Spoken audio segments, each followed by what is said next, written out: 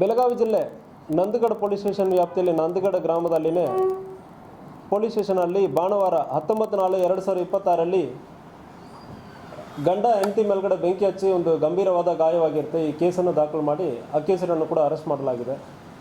ಈ ಕೇಸಲ್ಲಿ ಮಂಜುಳಾ ಎಂಬ ಹೆಣ್ಣು ಮಗಳಿಗೆ 27 ವರ್ಷ, 8 ವರ್ಷ ಹಿಂದೆ ಮದುವೆ ಆಗಿರುತ್ತದೆ. 2 ಮಕ್ಕಳು ಇರ್ತಾರೆ. ಒಂದು ಮಗಳು 5 ವರ್ಷ, ಒಂದು ಮಗನು 3 ವರ್ಷ. ಗಂಡ ಹೆಂಡತಿಗೆ ಅವಾಗ ಜಗಳ ಆಗ್ತಾ ಇರ್ತದೆ. ಸೊ ಈ ಸಂದರ್ಭದಲ್ಲಿ ಭಾನುವಾರ ಬೆಳಗ್ಗೆ 11 ಗಂಟೆಗೆ ಗಂಡ ಹೆಂಡತಿಗೆ ಒಂದು ಫಂಕ್ಷನ್ ಹೋಗೋದಲ್ಲಿ ಒಂದು ಅಸಮಾಧಾನ ಮತ್ತು ಗಲಾಟೆ ಆಗಿರ್ತದೆ. ಸೊ ಹೆಂಡತಿ ಮದುವೆ ಫಂಕ್ಷನ್ಗೆ ಬರ್ತಾ ಇಲ್ಲ ಅಂದರೆ ಹೇಳೋ ಸಂದರ್ಭದಲ್ಲಿ ಫಂಕ್ಷನ್ಗೆ ಬರಲೇಬೇಕು, ನೀವು ಸ್ಯಾರಿ ಚೇಂಜ್ ಮಾಡ್ಕೊಂಡು ಈ ಗೌನಿಂದ ತೆಗಿ, ಸ್ಯಾರಿ ಚೇಂಜ್ ಮಾಡಿ ಅಂದರೆ ಒತ್ತಾಯ ಮಾಡೋ ಸಂದರ್ಭದಲ್ಲಿ ಬರಲ್ಲ ಅಂದರೆ ಹೇಳೋ ಸಂದರ್ಭದಲ್ಲಿ ಅವ್ರು ಹಾಕಿರೋ ಡ್ರೆಸ್ಸಕ್ಕೆ ಗೌನಕ್ಕೆ ಒಂದು 2 ಸಾರಿ ನೀವು ತೆಗಿದೆಯಲ್ಲ ಬೆಂಕಿ ಹಚ್ತೇನೆ ಅಂದರೆ ಹೇಳೋ ಸಂದರ್ಭದಲ್ಲಿ 2 ಸಾರಿ ಬೆಂಕಿ ಹಚ್ತಾನೆ. 3ನೇ ಸಾರಿ ಬೆಂಕಿ ಹಚ್ಚೋ ಸಂದರ್ಭದಲ್ಲಿ ಕಂಪ್ಲೀಟಾಗಿ ಉರಿತಾ ಇತ್ತು. ಉರಿಯೋ ಸಂದರ್ಭದಲ್ಲಿ ಇದರಲ್ಲಿ ಅವ್ರಿಗೆ ಗಂಭೀರವಾದ ಗಾಯವಾಗಿರುತ್ತದೆ. ತಕ್ಷಣ ನಮಗೆ ಕಾಲ್ ಬಂದಿರೋ ತಕ್ಷಣ ನಾವು ಹೋಗಿ ಅಟೆಂಡ್ ಮಾಡಿದ್ವಿ.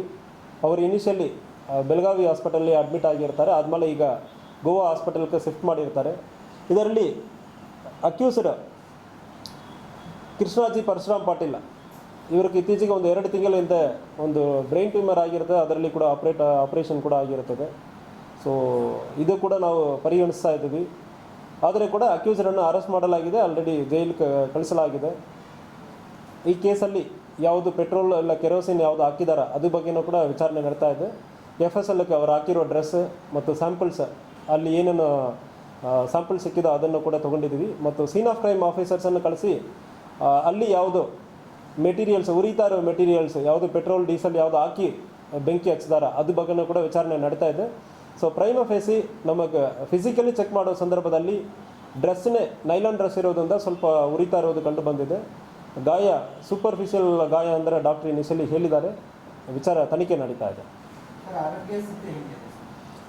ಸೂಪರ್ಫಿಷಿಯಲ್ ಇಂಜುರಿ ಅಂದರೆ ಹೇಳಿದ್ದಾರೆ ಬೆಂಕಿ ಸ್ವಲ್ಪ ಜಾಸ್ತಿ ಆಗಿದೆ ಬಾಡಿಯಲ್ಲಿ, ಬಟ್ ಸೂಪರ್ಫಿಷಿಯಲ್ ಇಂಜುರಿ ಅಂದರೆ ಹೇಳ್ತಾ ಇದ್ದಾರೆ.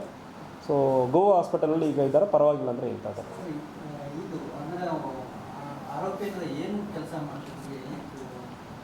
ಸೊ ಆರೋಪಿ ಒಂದು ಹೋಟೆಲಲ್ಲಿ ಕೆಲಸ ಮಾಡ್ತಾ ಇರೋದಾಗಿ ಹೇಳ್ತಾ ಇದ್ದಾರೆ. 2 ತಿಂಗಳ ಹಿಂದೆ ನಮ್ಮ ನಂದಗಡ ವ್ಯಾಪ್ತಿಗೆ ಬಂದಿದ್ದಾರೆ.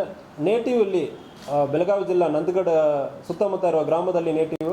ಬಟ್ ಆದರೆ ಕೂಡ ಇತ್ತೀಚೆಗೆ ಅವರು ಗೋವಾಗೆ ಹೋಗಿ ಅಲ್ಲಿ ಭಾಳಷ್ಟು ವರ್ಷ ಕೆಲಸ ಮಾಡಿ ಈಗ ಇತ್ತೀಚೆಗೆ 2 ತಿಂಗಳ ಹಿಂದೆ ನಂದಗಡಕ್ಕೆ ರಿಟರ್ನ್ ಆಗಿ ನಂದಗಡಲ್ಲಿ ಒಂದು ಬಾಡಿಗೆ ಮನೆಯಲ್ಲಿ ವಾಸ ಇರೋದು ಕಂಡು ಬಂದಿರ್ತದೆ.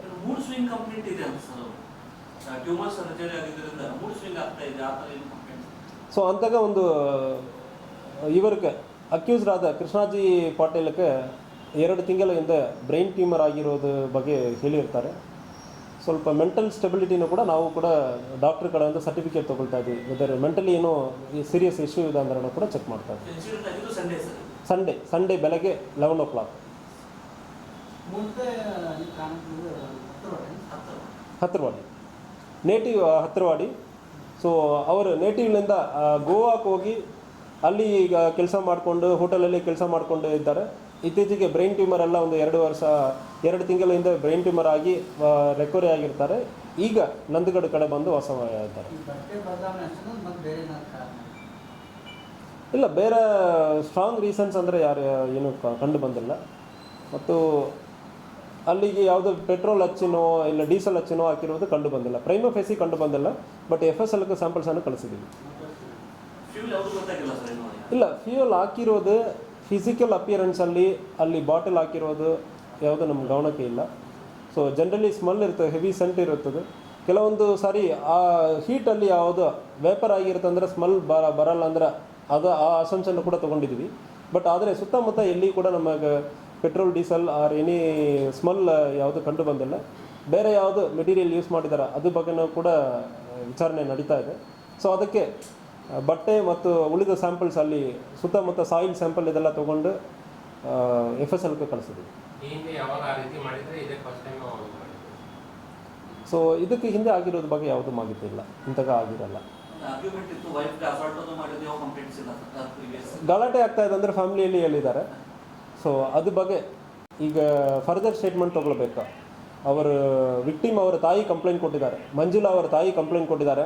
ಸೊ ಮನೆಯಲ್ಲಿ ದೈಹಿಕ ಅಸಾಲ್ಟ್ ಮಾಡಿರೋದಾಗಿ ಕಂಪ್ಲೇಂಟಲ್ಲಿ ಇದೆ, ಬಟ್ ಅದ್ರ ಬಗ್ಗೆ ವಿಚಾರಣೆ ಮಾಡಬೇಕು.